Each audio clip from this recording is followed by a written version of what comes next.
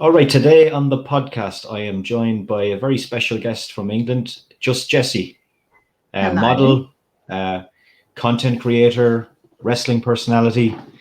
How are you doing? I'm okay. How are you? I'm good. So things are looking up in England anyway lately, with things being back open and Oh, everything. How's that experience over there? finally, we're getting Yeah, somewhere. We've got till the 17th, and then things open up a little bit more.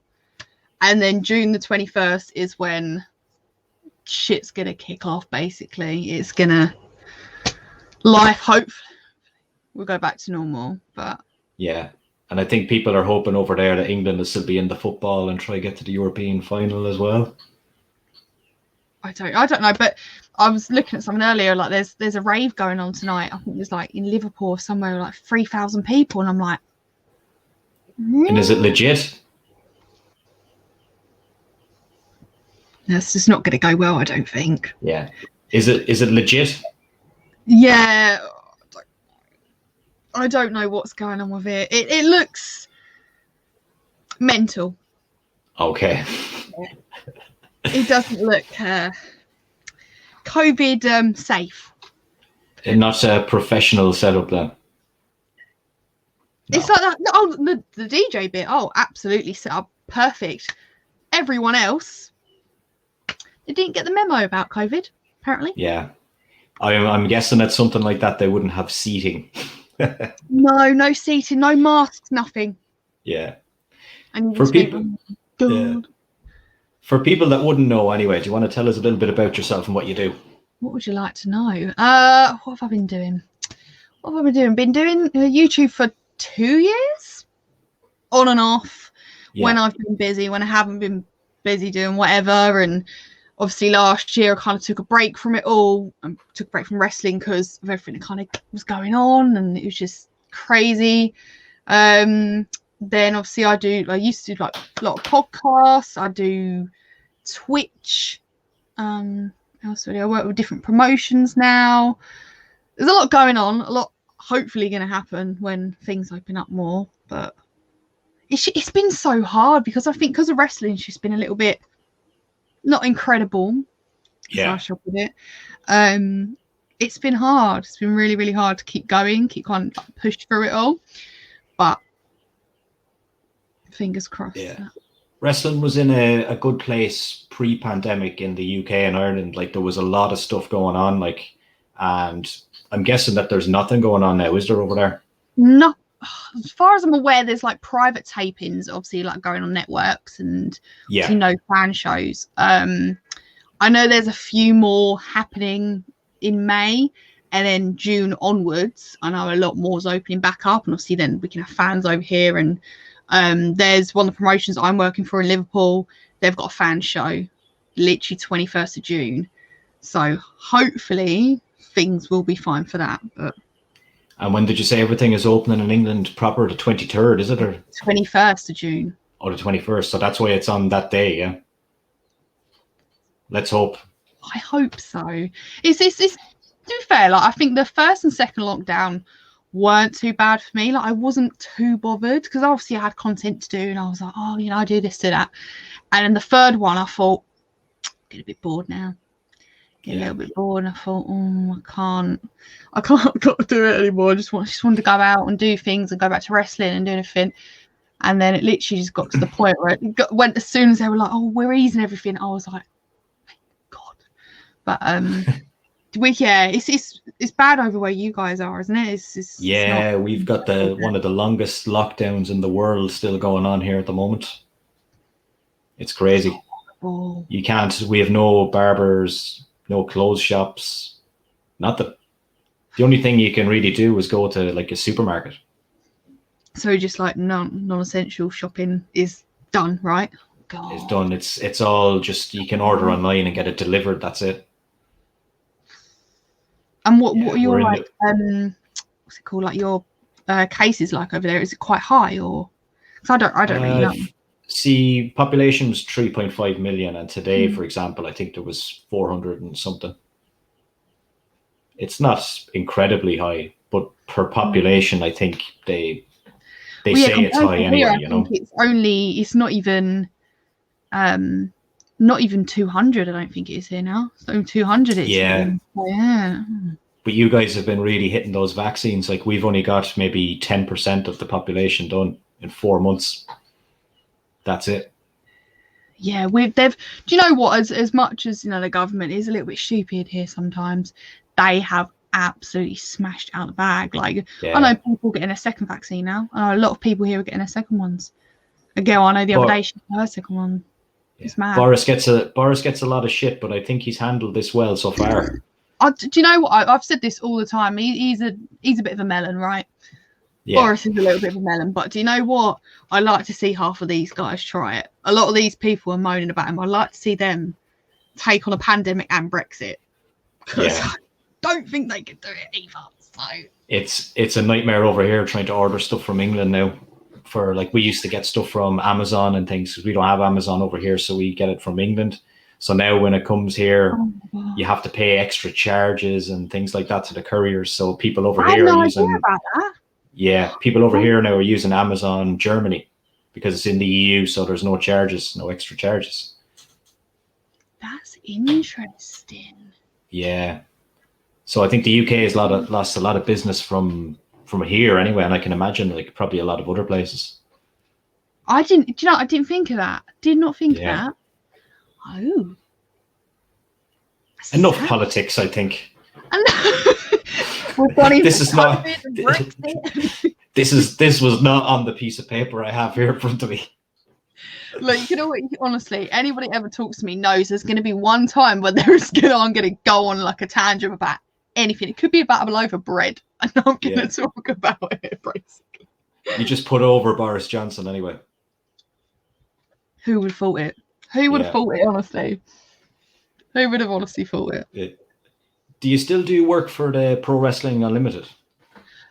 Not as much now, just because I think what it is where I haven't been watching wrestling every single week. Like, you know, at one point I was watching Impact, SmackDown, Raw, NXT, and AEW all week. I don't do it anymore because I get so tired, obviously, from like my normal job.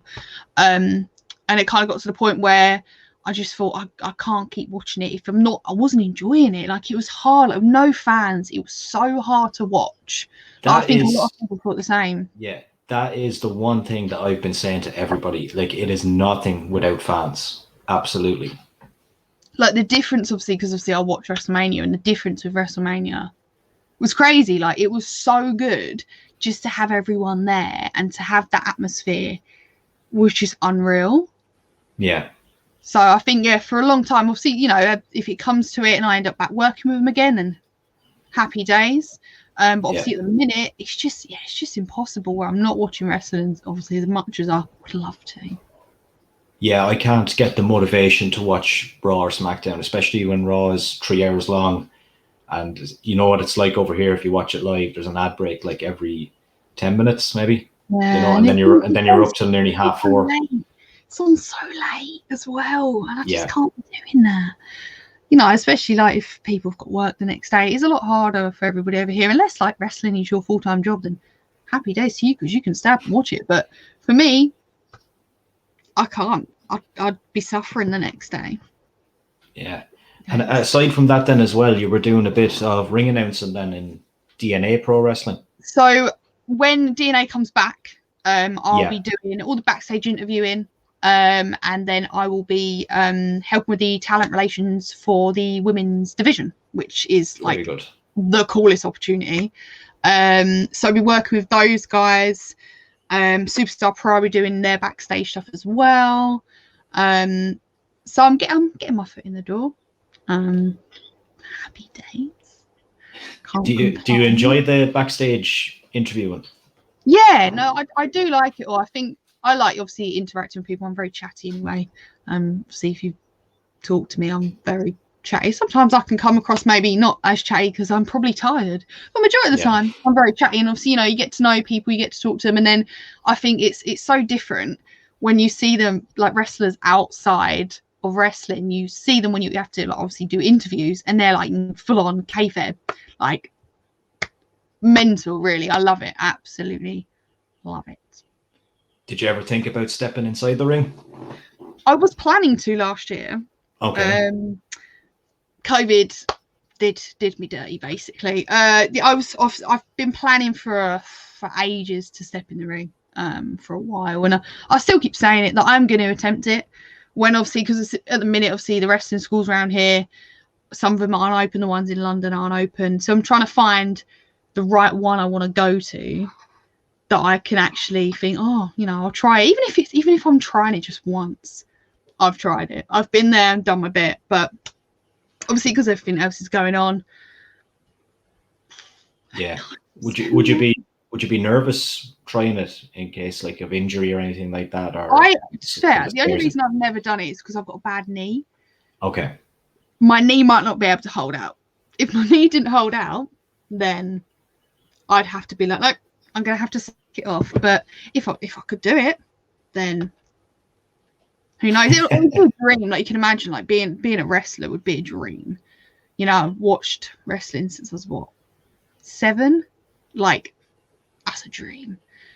But if I could do it, then who knows what's gonna happen? Yeah, you never know. So the door is open for potentially wrestling anyway. The door is open. We'll keep an eye on that. Just want to touch on when you were working before the pandemic in the wrestling scene in England. Like, it was thriving. Like, is there anyone on the scene that you think could make it big, that you know personally? Not like, I don't want to put you in a situation where you're picking people, or you know. I am picking certain people. No, thing is, like, there is so much talent over here, like underrated talent.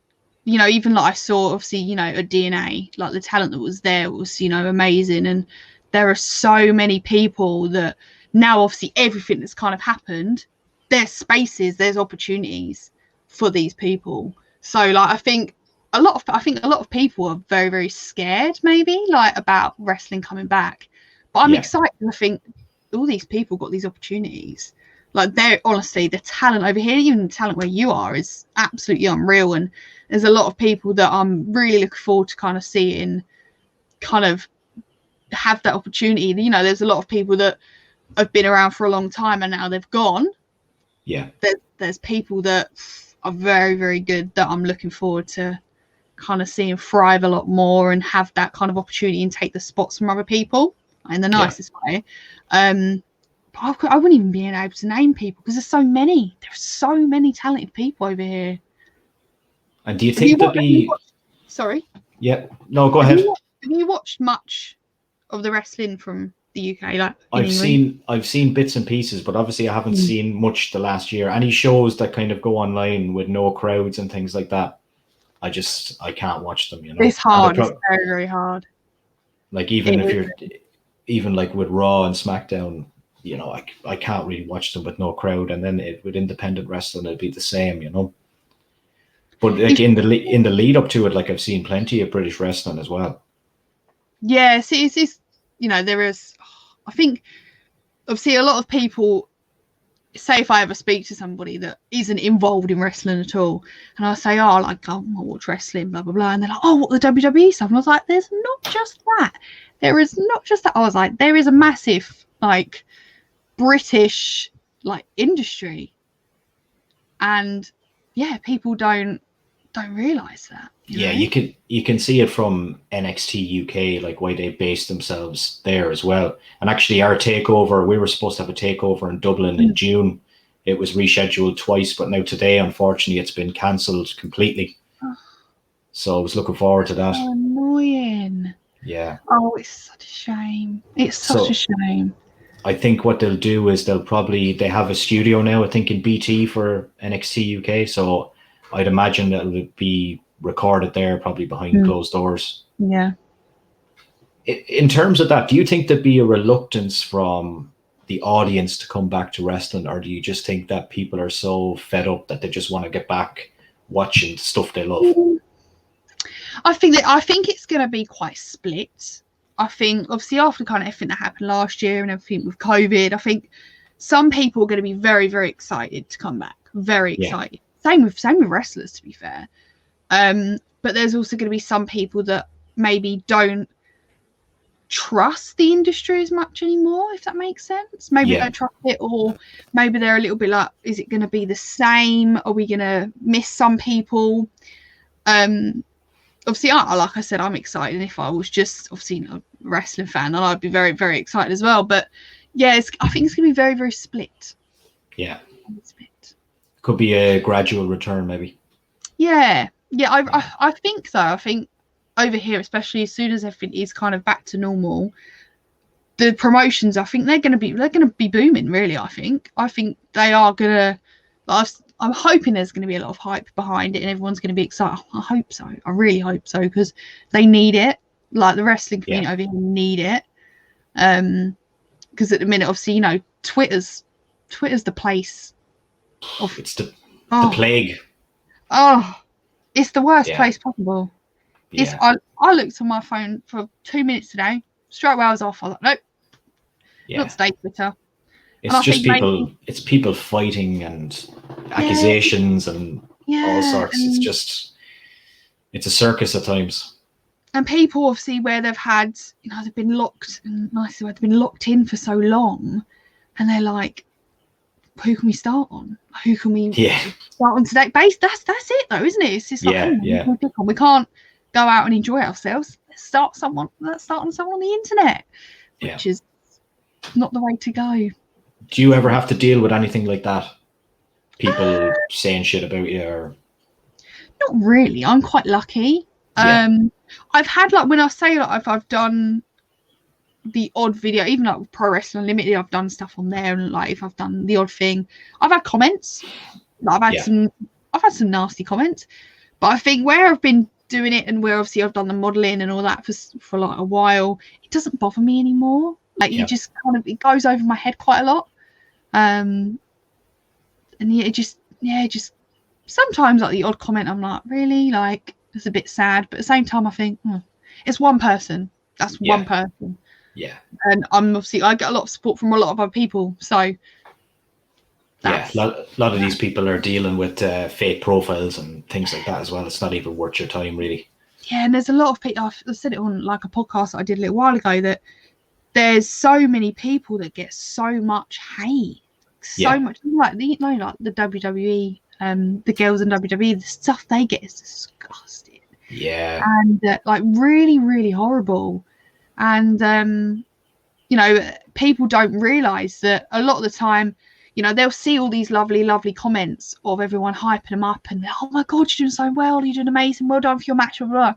And then you'll get these disgusting comments. But some people only, like, you know, if that was me, I could potentially only see those nasty comments, and they're the ones that stick, not the nice ones. Yeah, so it's natural. People just don't understand, I don't think, how much it can actually affect somebody. It's crazy, if I'm honest. It's absolutely crazy. So what did you think of WrestleMania anyway? It was the last event that you probably seen. It's the last event I seen as well. What did you think? I really enjoyed it. Night one was absolutely fantastic. Like, really good. And I was a bit kind of like, I'm an R-ing going into it. I thought to myself, oh, am I going to enjoy it? Like, you know, I think because I've been on and off watching it for a while. Obviously, I didn't watch it as much after the Royal Rumble, and I was a bit, oh dear, like, there was some things I was worried about. But night one absolutely pulled it out of the bag. Night two I struggled to watch because I just kind of got to the point where I thought, the matches aren't incredible, but overall I think it was good, and obviously having the fans there was just even better. Yeah, I preferred if it, from now on, if it was just one night, but I think they're talking about making it a 2-night thing. I'm not a fan of that. I think it should be one good night of wrestling. Yeah. I think, like, you know, obviously I know they moan that it's like for 8 hours long, but that's the whole point of it. That's the whole thing, if that makes sense. Like, WrestleMania is one night. It's not like a whole week. I don't like it being a whole weekend personally. I think one night, done, 8 hours, you fight through it. You fight through the pain like an 8-hour shift at work. You fight through the pain. Yeah, I don't like 2 nights. What was your favorite match? Oh, see, I love the girls' main event. I absolutely loved it. Yeah, that was great on night one.